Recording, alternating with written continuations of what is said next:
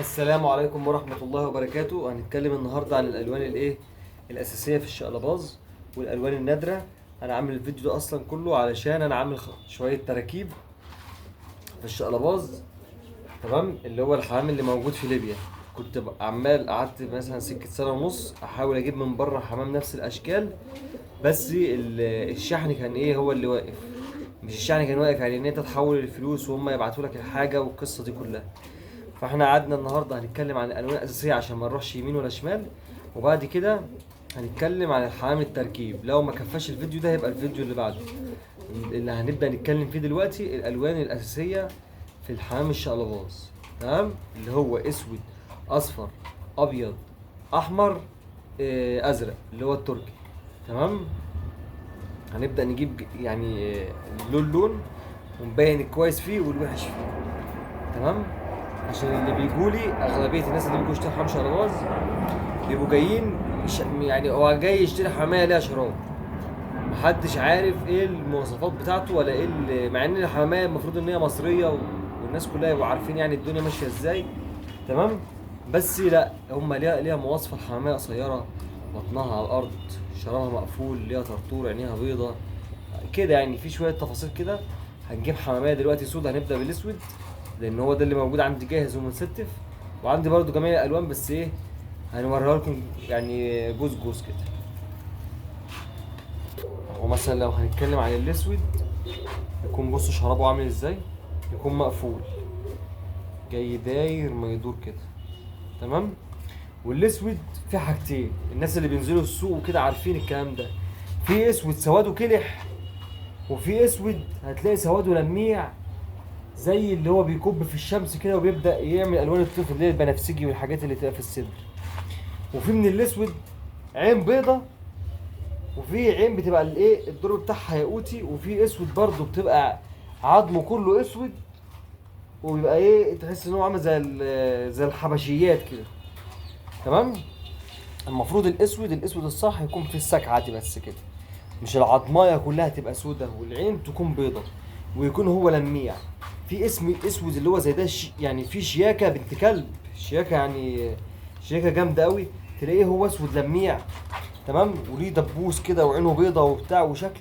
وفي اسود تاني تيجي تبص عليه تلاقيه كلح، وشه اسود، عينه مديه على ياقوتي، تمام؟ وهو بقى شكله وحش، تمام؟ برضه هنتكلم هجيب لكم انا حته عشان نعمل مقارنه ما بين الاسود ده والاسود ده وتشوف الشراب. اهم حاجه زي ما اتكلمنا برضه يكون الشراب متقفل اهو، مفيش ولا حته تكون في مفتوحه اهو. السواد بتاعها يكون لميع ويكون الحجم صغير كده عامل زي اليمامه، ما فيهوش الكلام اللي احنا بنشوفه في السوق ده، تلاقي فرد حمام يكون جري كده. نجيب حته تانية عشان نعمل مقارنه ما بينهم اهو. ده اللي حجمه كبير اللي بنتكلم عليه وتلاقي عظمته سودا كده، وده اللي انا بتكلم عليه بقى. بصوا تلاقيه مسمسم ازاي، وشرابه ووقفته وشكله، كل حاجه فيه تكون مظبوطه. بصوا لو هنعمل بس مقارنه كده عشان الناس تعرف حتى في اللون اهو. بصوا المنظر، وبصوا ده دي لسه زغلوله فبتقلش والالوان بتاعتها لسه ما ظهرتش.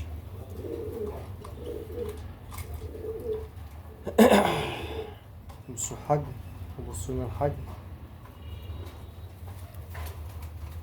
كده. احنا خلصنا من الاسود ومن التفاصيل بتاعت الاسود والاخر مره عشان نبقى عارفين او الفرق ما بين ده وده. ده اللي مترمي كتير منه في السوق وده نادر قوي لما تلاقيه، تمام؟ لو هنتكلم عن الاصفر بقى، في من الاصفر كذا حاجه برضه. اهم يعني في منه بيبقى جاي ببرانيت وفي منه بيبقى جاي قرع، والشلبازيه كلها بتبقى في اللي جاي منها ببرانيت وفي اللي جاي منها بقرع. هو الاساسي بتاع الشلباز اصلا اقرع، تمام؟ بس السوق طالب اليومين دول البرانيت، تمام؟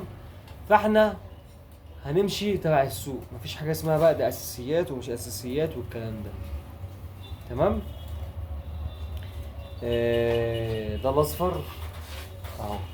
هو بيجي منه لونين، ده الاصفر الفاتح ومطلوب برضه ومرغوب وفي ناس بتحبه، وده الاصفر الغامق وده اساس اصلا، اساس الاصفر. يعني اللون الاصفر اصلا هو ده. حد يقول لي بقى ده ابن احمر ولا الكلام اللي بالكوا فيه ده. ماشي اهو. بس الحمامية دي لسه زغلولة وانا بستفها، فلسه يعني.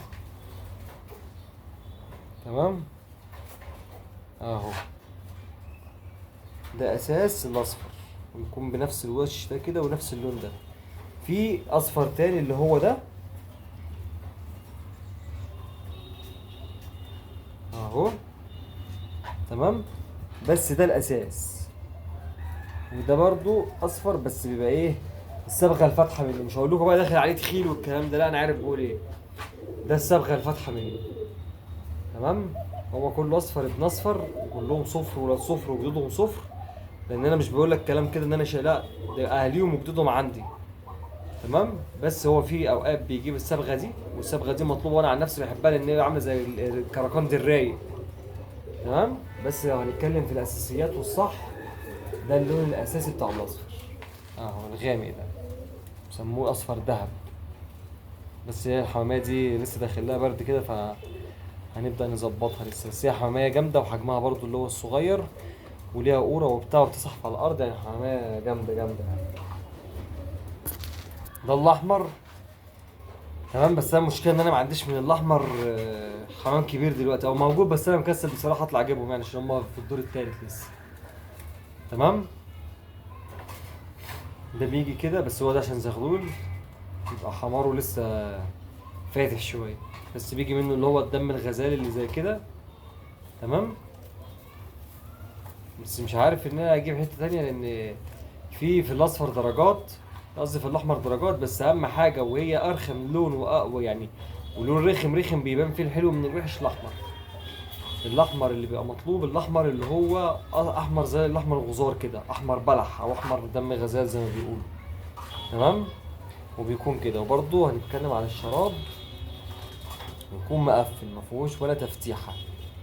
تمام. ويكون متناسق مع الجسم، وكل ما الجسم يصغر والشراب يكبر يبقى طبعا ايه، حاجة كويسة وحاجة احسن. تمام.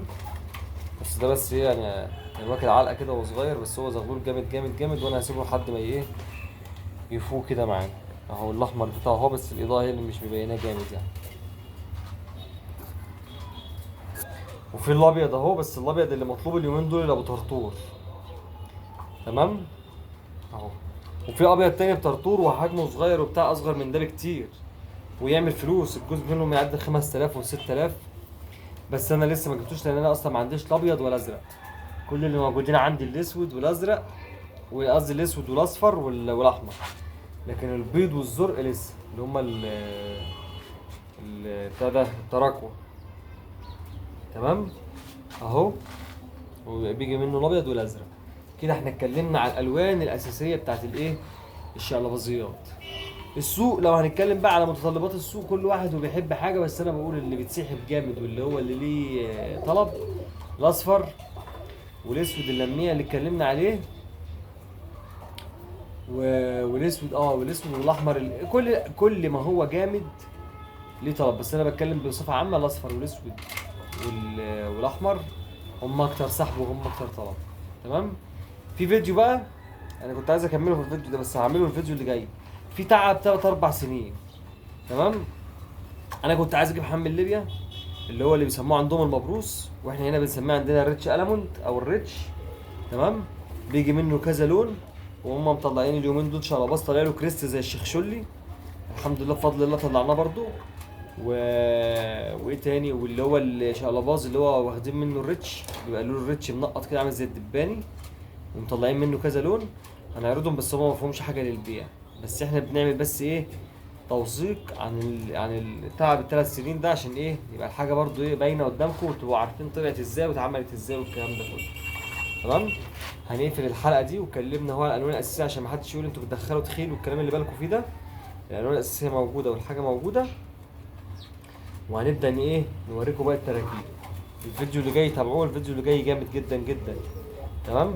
في الريتش الموند الناري وفي الريتش اليموند اللي هو انا مش عارف اساميهم بالظبط، بس اللي هم الالومنيوم اللي هو الرصاصي.